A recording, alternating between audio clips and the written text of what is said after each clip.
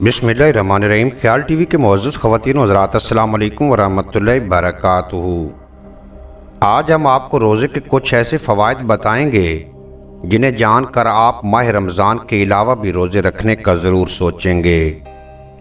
अगर दुनिया के तमाम मालूम मज़हब पर नज़र डाली जाए, जैसा कि ईसाई, पारसी, जीन मत, बुद्ध मत, हिंदू और यहूदी वग़ैरह, तो इन सब में एक ख़ास अमल या इबादत मुश्तरक नज़र आती है और वो है रोज़ा।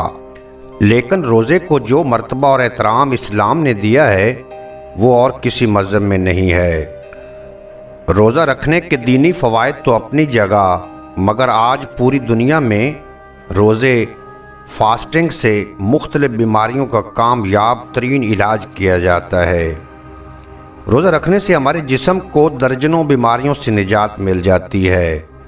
आज हम कुछ ख़ास और अहम बीमारियों के बारे में जानने की कोशिश करेंगे जो रोज़ा रखने से ठीक हो जाती हैं। Number 1, sugar.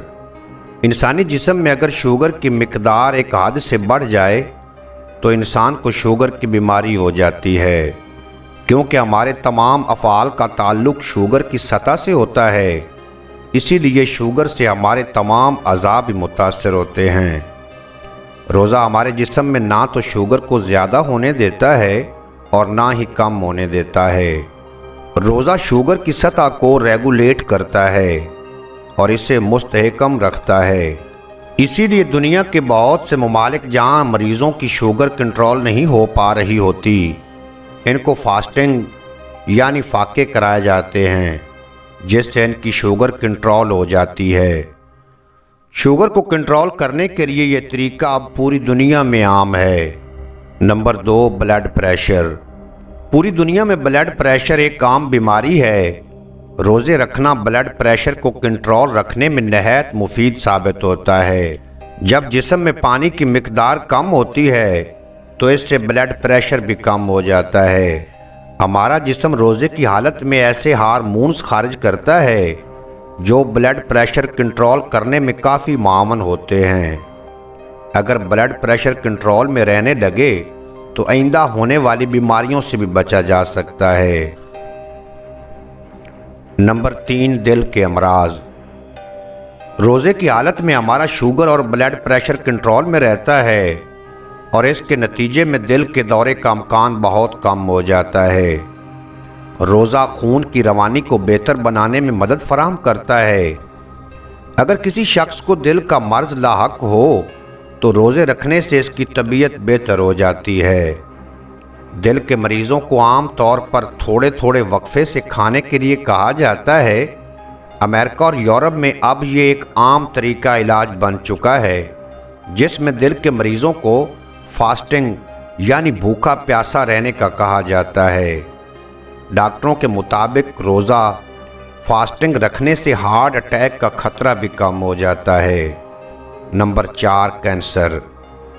जब हम रोज़ा रखते हैं तो हमारे जिस्म के कई सिस्टम सुस्त हो जाते हैं, जैसा कि निज़ाम इनाज़ाम और फिल्ट्रेशन सिस्टम वगैरह, लेकिन कई सिस्टम ऑन हो जाते हैं। इनमें एक सिस्टम ऑटोफेजी का भी है। जापानी ज़बान में ऑटो का मतलब है खुद को और फेजी का मतलब है खाना, यानी अपने आप को खाना। ये सिस्टम एक जापानी डॉक्टर ने दरियाफ्त किया था। हमारे जिस्म में तरह तरह के नुकसानदेह सेल्स होते हैं। इनमें एक कैंसर सेल भी है। जब हम 14 से 16 घंटे भूखे रहते हैं तो बाज़ लोगों में ये सिस्टम पहले 6 घंटों में ऑन हो जाता है और सिस्टम के ऑन होते ही हमारी बॉडी डेड सेल्स और कैंसर सेल्स को खाने लगती है।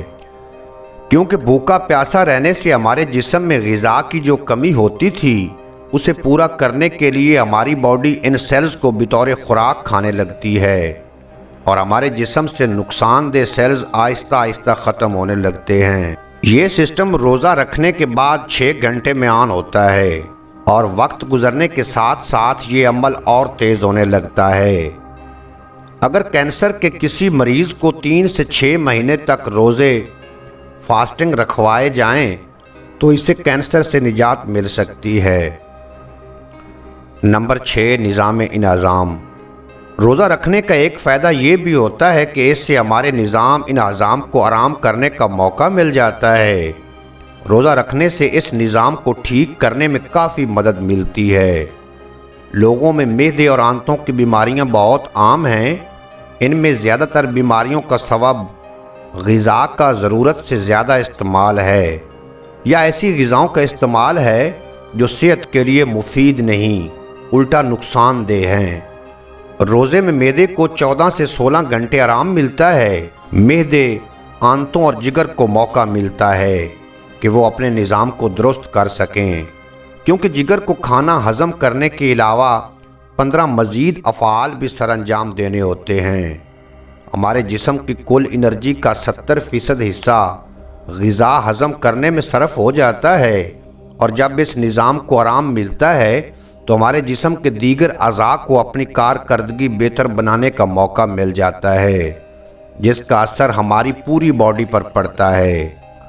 سوجن، جوڑوں کا درد اور گٹھیا روزے رکھنے کا ایک طبی فائدہ یہ بھی ہے، اس سے جسم میں سوزش اور ورم میں کمی آتی ہے۔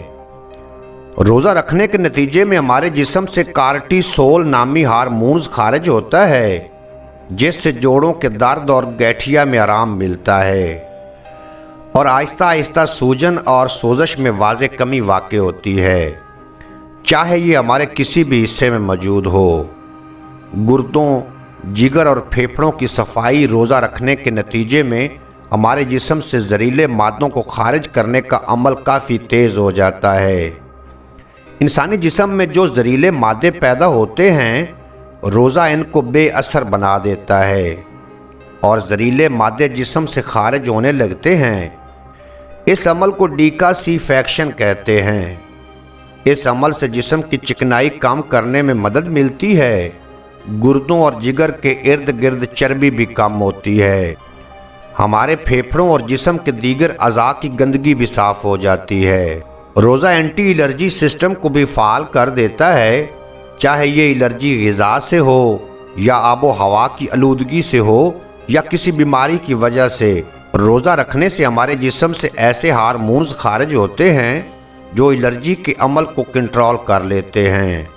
چنانچہ روزہ رکھنے سے الرجی کی شدت میں کمی واقع ہوتی ہے۔ روزہ رکھنے کے دوران ڈی این اے کو ریپیئر کرنے میں بہت مدد ملتی ہے۔